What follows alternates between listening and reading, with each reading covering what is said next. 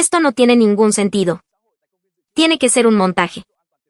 Menos de una hora después de su estreno, un programa que nadie esperaba se catapultó al número 1 de las tendencias mundiales en redes sociales. Un breve video de 13 minutos, filmado en Lima por un productor veterano de una cadena de noticias internacional, se propagó como un virus por todo el mundo, sacudiendo los cimientos de la percepción global sobre la seguridad urbana. Es actuado, ¿verdad? No hay forma de que eso sea real, esto es más fantasioso que un cuento de hadas. Los comentarios explotaban por miles. Medios de la talla de CNN de Estados Unidos, NHK de Japón y Le Monde de Francia enviaron a sus propios corresponsales a Lima para verificarlo con sus propios ojos. ¿Era verdad lo que ocurría en el Parque de la Reserva? El alcalde de Londres convocó una rueda de prensa de emergencia. París inició un plan de remodelación para el Jardín de las Tullerías. El propio alcalde de Nueva York tomó el primer vuelo directo a la capital peruana. ¿Qué demonios estaba pasando en Lima? ¿Por qué el mundo entero tenía la mirada fija en este parque en el corazón de una de las metrópolis más caóticas de Sudamérica? Mi nombre es Julian Vance. He producido documentales sobre crimen para una importante cadena estadounidense durante 15 años. Estuve en el corazón del territorio del cártel de Sinaloa, buscando una entrevista cara a cara con un capo. Informé desde el epicentro de un tiroteo en una favela de Río de Janeiro. He seguido la escalofriante tasa de homicidios en Johannesburgo y he documentado con mi cámara la guerra de pandillas en Tegucigalpa. En cada lugar que he pisado, he necesitado guardaespaldas. Sin un chaleco antibalas, no me atrevía ni a dar un paso. Asomar la cabeza por la ventana del hotel era un riesgo calculado. 15 años saltando entre estas ciudades me habían inculcado una certeza de hierro: la naturaleza humana es intrínsecamente violenta. Cuanto más grande la ciudad, más profundo el peligro.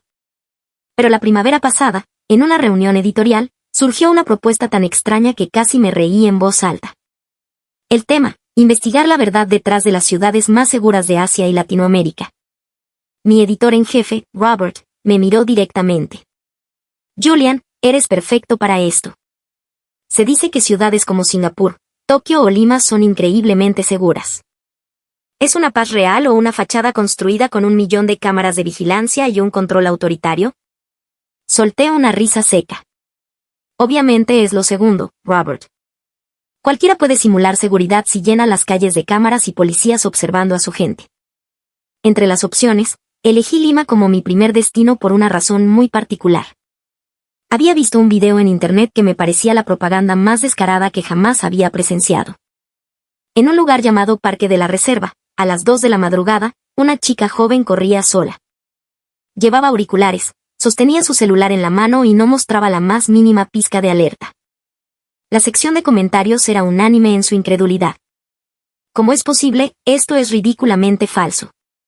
Estaba convencido de que era un montaje, o quizás un distrito especial ultravigilado, una especie de zona de exhibición para extranjeros, similar a las que he visto en otros países para proyectar una imagen que no existe. Mi compañero de rodaje era Marco Rossi, un camarógrafo italiano con 10 años de experiencia cubriendo a la mafia en Europa del Este. Era tan cínico como yo, o quizás más. Marco, ¿has oído hablar del Parque de la Reserva en Lima? Ah, sí, respondió mientras empacaba sus lentes. Es el lugar de cuento de hadas que dicen que es súper seguro incluso de noche. Me muero de risa. En Varsovia decían lo mismo y a los turistas los despluman igual. Mientras preparábamos el equipo, bromeábamos al respecto. ¿Cuántas cámaras de vigilancia crees que habrá? 1000. 2000, le pregunté. Y seguro que hay un policía cada 10 metros. La gente probablemente camina con la misma expresión tensa y vacía que ves en las calles de ciudades bajo control estricto. Un día de junio, aterrizamos en el Aeropuerto Internacional Jorge Chávez. Después de pasar por inmigración, ocurrió la primera cosa extraña. Un empleado del aeropuerto se nos acercó y, en un inglés impecable, preguntó: «Son del equipo de prensa internacional, ¿verdad? ¿Necesitan alguna ayuda para su reportaje?» «No, gracias. Podemos arreglárnosla solos», respondí cortante. «Ah, bueno. Si van al Parque de la Reserva, la noche es el mejor momento.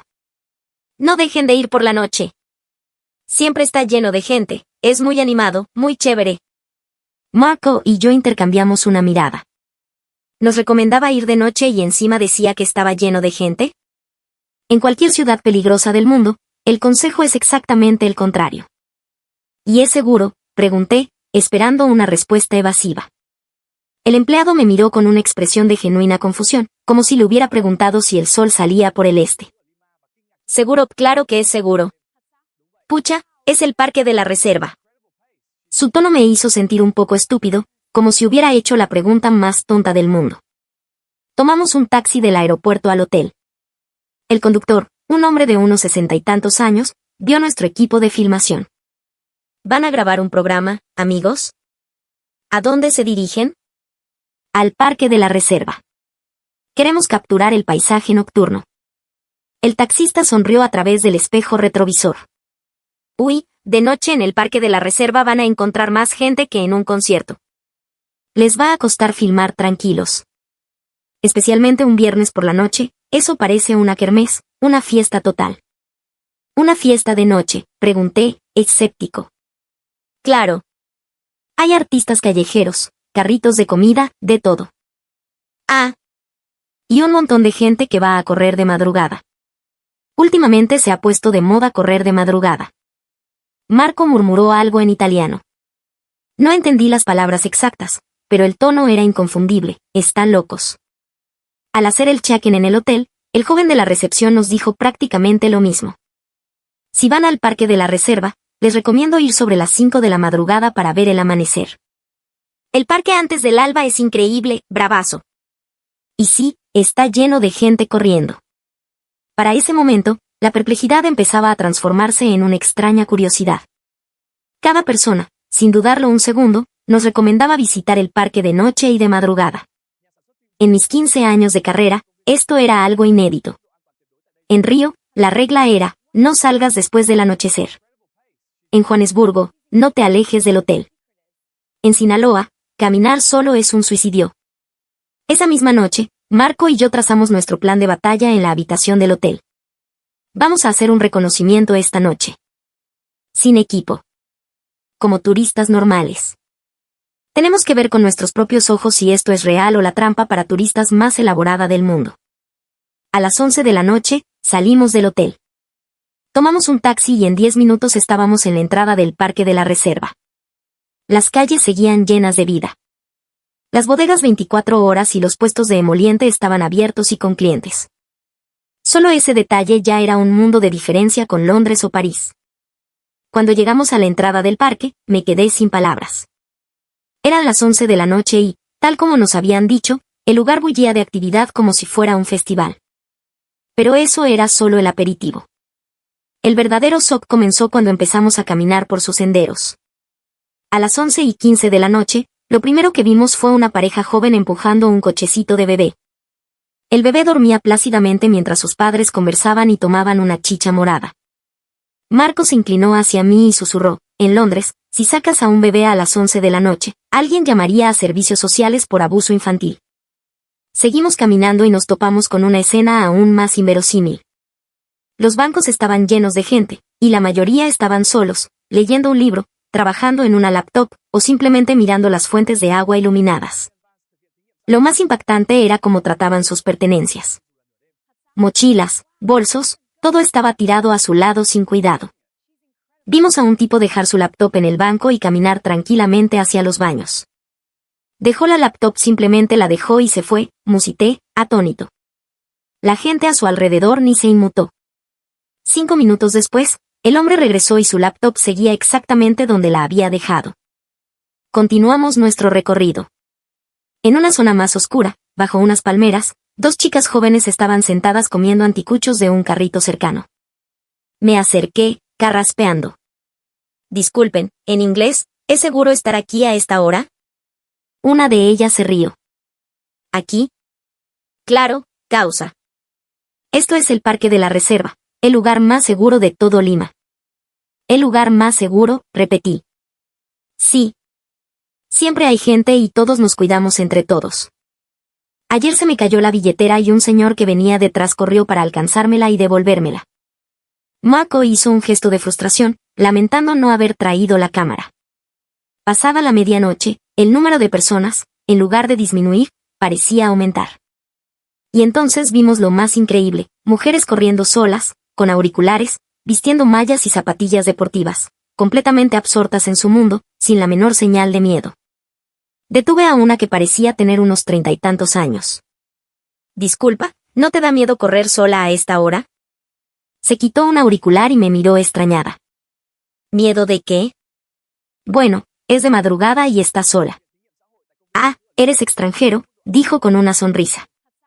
A esta hora es mejor para correr. El aire es más fresco, no hay tanto sol. Nunca me ha pasado nada malo. Y con eso, se volvió a poner el auricular y siguió su camino. A la 1 de la madrugada, entramos en una pequeña tienda de conveniencia dentro del parque. Pero en la entrada había algo extraño, un puesto de bebidas sin vendedor. Solo una lista de precios y un código QR pegado a un lado. ¿Esto es en serio?, le pregunté a Marco, incrédulo. Le preguntamos al empleado de la tienda. Ah, sí, el puesto de confianza, dijo con naturalidad.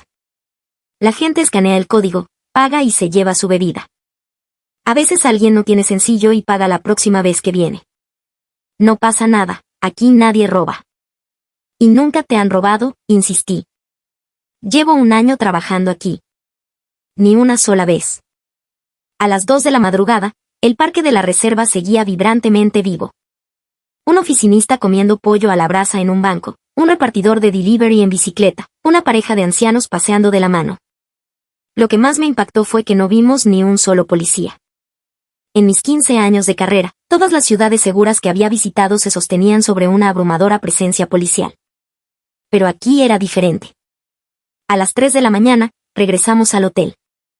Marco rompió el silencio en el ascensor. Julian, ¿qué demonios acabamos de ver? No lo sé, Marco. No lo sé. Pero mañana traemos todo el equipo y grabamos hasta el último detalle. Esa noche no pude dormir. La convicción que había forjado durante 15 años se estaba desmoronando.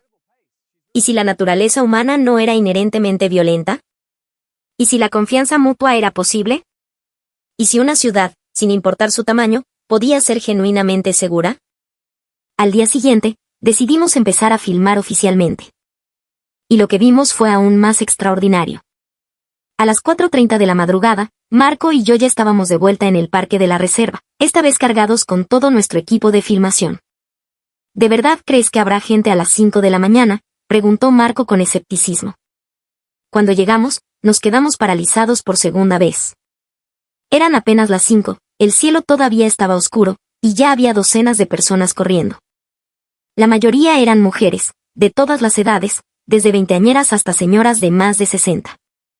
Corrían solas o en pequeños grupos de 2 o 3. Me acerqué a una señora que aparentaba unos 50 y tantos años y le pedí una entrevista.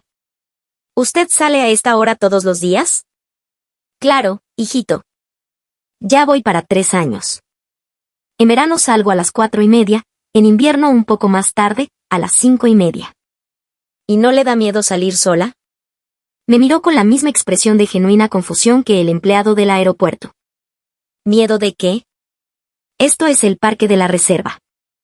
Es más seguro que la puerta de mi casa. Siempre hay gente, todos nos cuidamos. Nos cuidamos. Esa era la frase clave.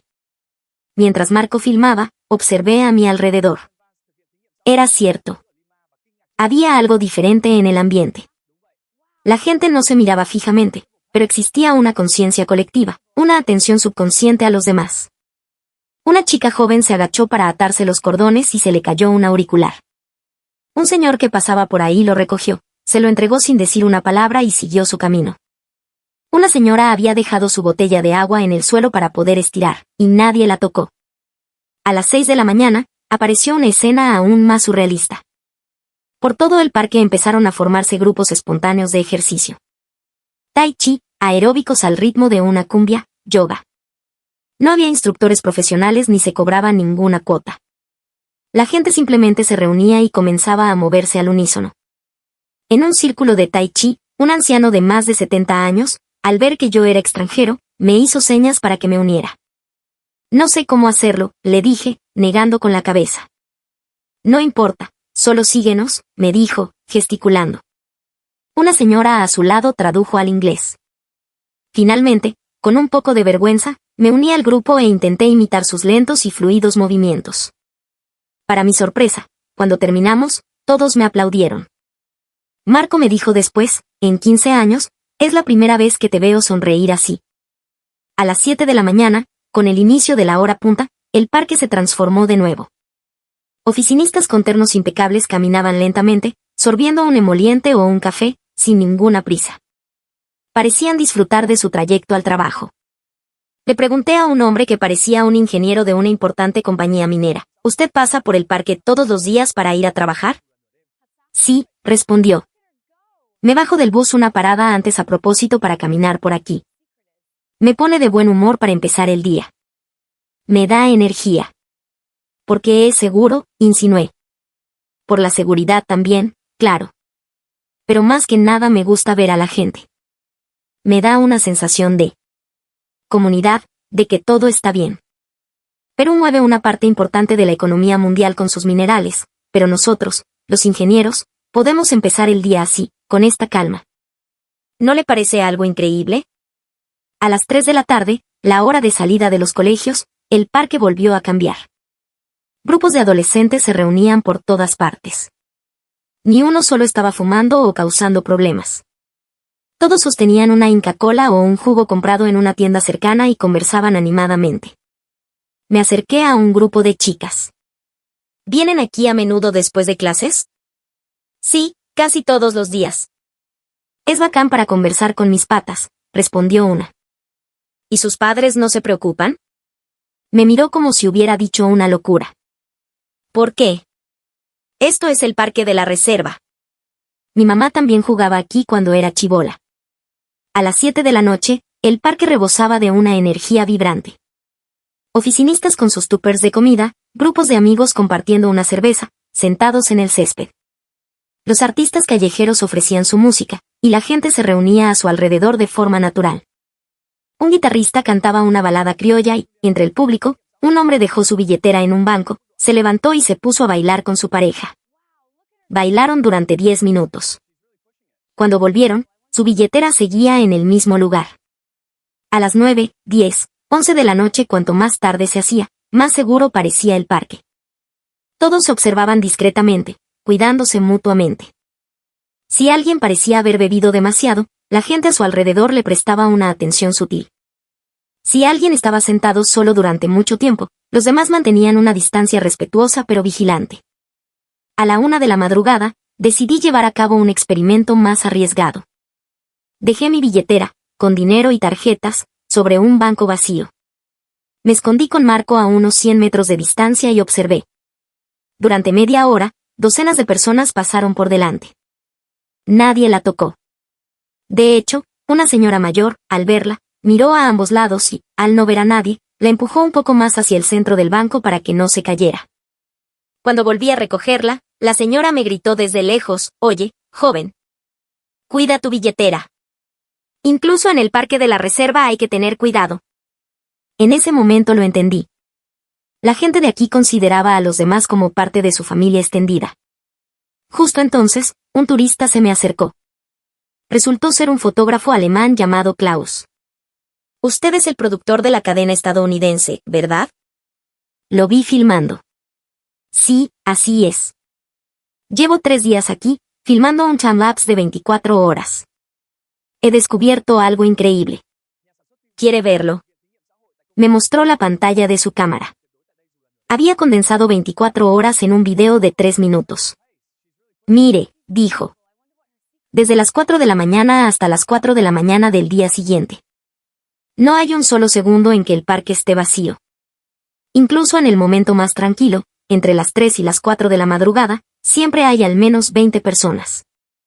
En Berlín, a las 2 de la mañana, los parques están desiertos. Y son peligrosísimos. Klaus continuó, pero lo más impresionante es que la gente se cuida. No se miran fijamente, pero hay una preocupación discreta y constante. Al día siguiente, siguiendo el consejo de Klaus, realicé otro experimento. A las 10 de la mañana, en el centro del parque, Marco y yo fingimos tener una discusión muy acalorada. Empezamos a gritarnos en inglés, gesticulando con furia. En menos de 3 minutos, la gente a nuestro alrededor comenzó a acercarse. ¿Qué pasa, amigos? ¿Todo bien?, preguntó un señor en un inglés entrecortado. Una estudiante universitaria se acercó, preocupada. Incluso una abuelita fue a una tienda a comprarnos una botella de agua. Cuando les dijimos que estábamos bien, que solo era un malentendido, se dispersaron, pero varios de ellos siguieron observándonos de reojo. A las 2 de la tarde, me senté solo en un banco y fingí llorar. En 5 minutos, 3 personas se habían acercado. No me preguntaron nada directamente, pero se sentaron cerca, observándome discretamente. Un niño pequeño le dijo algo a su mamá, corrió hacia mí y me ofreció un chocolate. Tome, señor, para que no esté triste. En ese momento, las lágrimas dejaron de ser fingidas. Al atardecer, recorrimos cada rincón del parque. Cada zona tenía una atmósfera ligeramente diferente, pero el denominador común era una abrumadora sensación de seguridad. Recuerdo especialmente la zona cercana a la avenida Arequipa, con sus librerías y cafés. De noche, uno esperaría que fuera un lugar oscuro y solitario. Pero no lo era.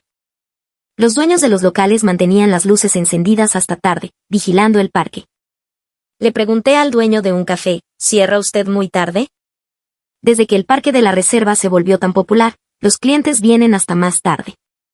Además, si estamos aquí, la gente se siente más segura. ¿Son como vigilantes?, pregunté. Más que vigilantes, somos vecinos. Y los vecinos se cuidan, ¿no?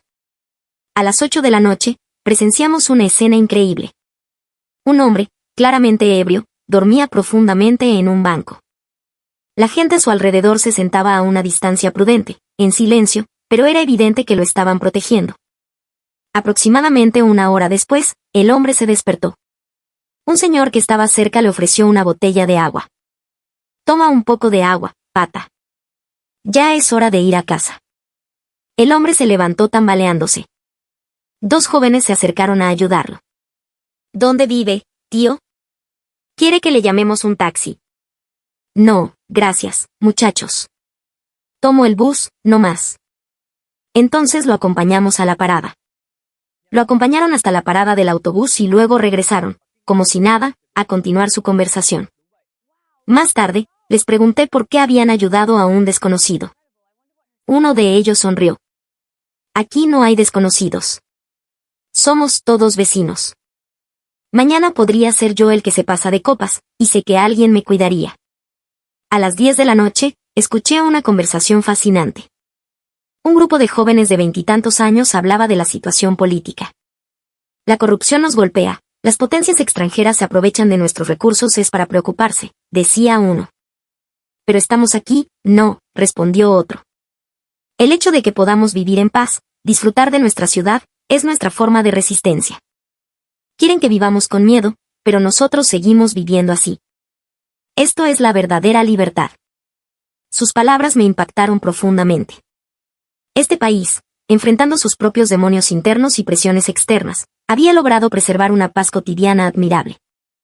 A la 1 de la madrugada, decidí realizar un último experimento, el más extremo de todos. Le pedí a Marco que me arrebatara el bolso y saliera corriendo, fingiendo ser un ladrón. ¡Ladrón! ¡Mi bolso! Al ladrón, grité con todas mis fuerzas. Lo que sucedió en ese instante fue de una coordinación casi militar. Desde 3 direcciones diferentes, la gente reaccionó al instante. Un repartidor de delivery detuvo su moto y corrió tras Marco. Un señor que corría cambió de dirección y sprintó a toda velocidad. El empleado de la tienda de conveniencia salió corriendo del local. Marco no logró avanzar ni 20 metros antes de ser rodeado. Oye, para ahí. ¿A dónde crees que vas? Marco intentó explicar, pero primero se dirigieron a mí. ¿Estás bien? ¿No te hizo daño? ¿Este es tu bolso? Cuando les explicamos que estábamos filmando un experimento, el repartidor suspiró aliviado. Pucha, qué susto me dieron. Pensé que por fin había un robo en el parque de la reserva. El corredor añadió, en 20 años que vengo, es la primera vez que veo algo así. Por eso me asusté más. Incluso nos regañaron por lo peligroso del experimento. Si hubiera sido de verdad, a su amigo le pudo haber ido mal, dijo el de la tienda. Pero bueno, al menos confirmaron que el parque de la reserva es seguro de verdad. A las 4 de la madrugada, nos sentamos en un banco del parque. A nuestro alrededor, la gente comenzaba a llegar para el primer turno de ejercicios del día. Un abuelo se nos acercó. ¿Extranjeros? ¿Qué hacen a estas horas? Estamos haciendo un reportaje sobre la seguridad del parque. El abuelo se rió. ¿La seguridad? ¿Qué hay que reportar sobre eso? Es seguro y punto. ¿Y por qué es tan seguro?, le pregunté. El abuelo pensó un momento. Porque confiamos los unos en los otros. Y nos esforzamos por mantener esa confianza. ¿Desde cuándo es así? Desde siempre. El peruano es así, solidario. El parque de la reserva solo magnificó lo que ya teníamos.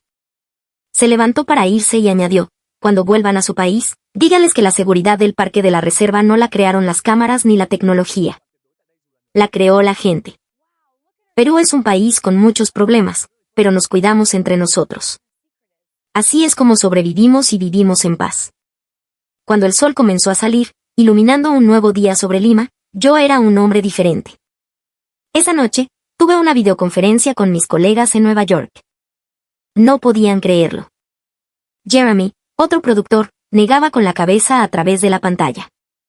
Julian, no puede ser. Tiene que ser actuado. Compartí con ellos los videos que habíamos grabado, la chica corriendo a las 3 de la mañana, el puesto de bebidas sin vendedor, el experimento de la billetera, la reacción al falso robo.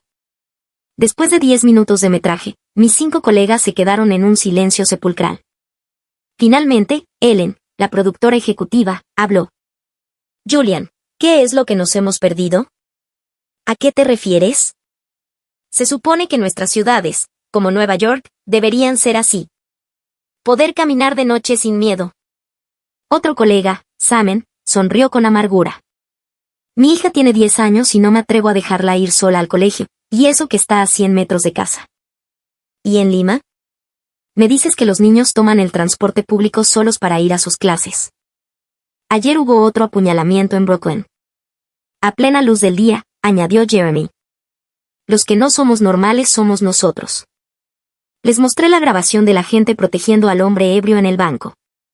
¿Y si esto pasara en Nueva York?, pregunté. Le robarían la billetera, el celular y hasta los zapatos, respondió Samen sin dudar. Jeremy de repente estalló. ¿Pero cuál es la diferencia? Somos todos seres humanos. Recordé las palabras de toda la gente que había conocido en el parque. Confianza, dije. Una confianza básica en el otro. Pero nosotros tenemos leyes, tenemos policía, replicó Ellen. Ellos confían el uno en el otro antes de necesitar la ley. Los ciudadanos actúan antes de que llegue la policía, le expliqué. Samen pareció tener una epifanía. ¿En qué momento empezamos a vernos todos como enemigos? Nadie respondió. Ellen finalmente dijo, Julian, ¿ya tienes título para el documental? Todavía no, respondí. ¿Qué tal, lo que perdimos? ¿Lecciones desde el Parque de la Reserva de Lima? Jeremy se opuso. Demasiado deprimente. ¿Qué tal, la última ciudad segura? Negué con la cabeza. No. Esta no es la historia de una ciudad. Es la historia de su gente. 3 días después, un grupo de visitantes inesperados llegó al hotel. El lobby estaba lleno de periodistas de todo el mundo. Mark Thompson de CNN, Yuka Yamada de NHK, Hans Müller de Deutsche Welle, Marie Dubois de Le Monde. Julian, me saludó Mark. Tu reportaje ha causado un terremoto. Hemos venido a verlo con nuestros propios ojos. En Tokio también nos jactamos de ser seguros, añadió Yuka, pero cuando vimos las imágenes del parque de la reserva, nos quedamos en shock. Hans todavía se mostraba escéptico. Debe haber algo de exageración. Las ciudades asiáticas y latinoamericanas a menudo maquillan sus estadísticas. Marie sonrió. Por eso estamos aquí, para comprobarlo. Esa noche, a las 10, fuimos todos juntos al parque y cada uno decidió realizar su propio experimento. Mark, de CNN, dejó un billete de $100 en un banco y lo observó desde lejos. 1 hora después, nadie lo había tocado. De hecho, alguien le puso una piedrita encima para que no se lo llevara el viento. No tiene sentido, murmuraba Mark. En Nueva York no duraría ni 5 minutos. Yuka, de NHK, Fingió estar mareada y dejó caer al suelo su cámara de última generación, un equipo valorado en miles de dólares. Al instante, 3 personas corrieron a ayudarla. Señorita. ¿Está bien? Se le cayó la cámara. Un joven la recogió, le sacudió el polvo y se la entregó. Parece muy cara, revise si no se ha dañado. Yuka nos confesó después, con lágrimas en los ojos, hice el mismo experimento en Shinjuku, Tokio. Nadie se detuvo a ayudarme. Hans, el alemán, corrió solo a las 2 de la mañana. Su gran estatura y sus tatuajes le daban un aspecto intimidante. Pero la reacción de la gente fue la misma. Vamos, campeón, con fuerza, le gritó un hombre. Una señora incluso le ofreció una botella de agua. Toma, gringo, para que te hidrates. Marie realizó el experimento más audaz. A las 3 de la madrugada, en el rincón más oscuro y alejado del parque, fingió una llamada telefónica desesperada. En francés, gritó, necesito dinero. 5.000 euros, ahora mismo, creando una situación de alta sospecha. 10 minutos después, apareció un policía. ¿Ocurre algo, señorita? Marie se quedó estupefacta. El dueño de una tienda cercana había llamado a la policía, preocupado al ver a una mujer extranjera sola, de madrugada, llorando por teléfono. A las 5 de la mañana, nos reunimos de nuevo en el lobby del hotel. Hans fue el primero en hablar. Tengo que admitirlo. Todo es real. Mark asintió. En mis 15 años como periodista, es el reportaje más impactante que he hecho. Mi visión de la humanidad ha cambiado por completo. Yuka dijo, Japón tiene mucho que aprender. Tenemos orden, pero hemos perdido el corazón. Marie concluyó, esta no es una historia sobre seguridad. Es una historia sobre civilización. Al día siguiente, ofrecimos una conferencia de prensa conjunta. 5 de los medios más importantes del mundo verificaban al unísono. El milagro del Parque de la Reserva de Lima era real. Los titulares dieron la vuelta al mundo. CNN, el secreto de Lima, el lugar más seguro de la Tierra. NHK, el milagro de Lima, lo que Tokio debe aprender. Deutsche Welle, la ciudad de la confianza, un modelo para el futuro de Berlín. Le Monde, en Lima encontramos lo que París perdió. El impacto fue global. El secretario general de la ONU emitió un comunicado declarando que el Parque de la Reserva era un modelo de coexistencia al que la humanidad debe aspirar. El CEO de una importante empresa tecnológica tuiteó, no es la tecnología, es la confianza lo que crea la seguridad. Aprendamos de Lima. Elon Musk respondió, quiero que las ciudades en Marte sean como el Parque de la Reserva. Pero el comentario que más me conmovió fue el de un niño de un barrio pobre de Los Ángeles en YouTube. ¿Podrá nuestro barrio ser así algún día?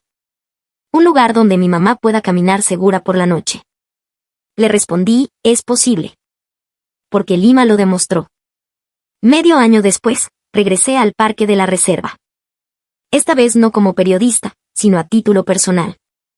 Marco vino conmigo. Julian, este lugar nos cambió la vida, dijo mientras caminábamos. A las 5 de la mañana, la gente seguía corriendo, saludándose. La señora de la tienda nos reconoció. Productores. Volvieron.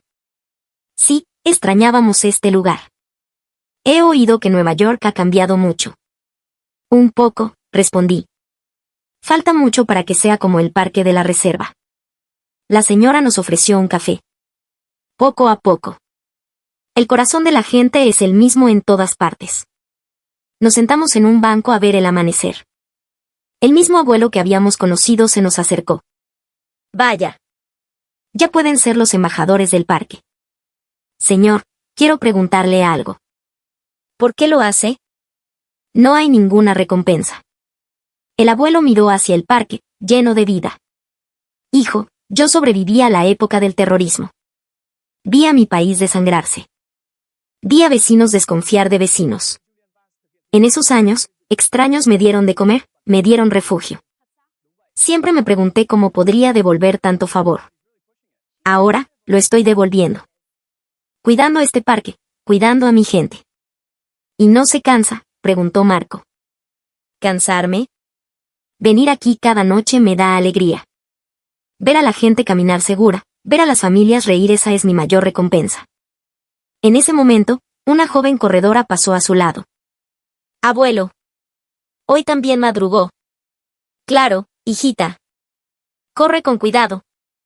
Cuando se alejó, el abuelo nos dijo, esa chica es enfermera.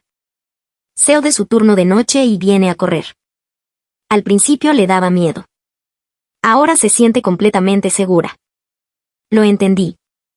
El milagro del parque de la reserva no era una fórmula compleja. Era simplemente tratar al prójimo como si fuera tu familia. Al volver a mi ciudad, me uní a un grupo de voluntarios que patrullaba nuestro parque local por las noches. Aún falta mucho para que se parezca al de Lima, pero el cambio ha comenzado.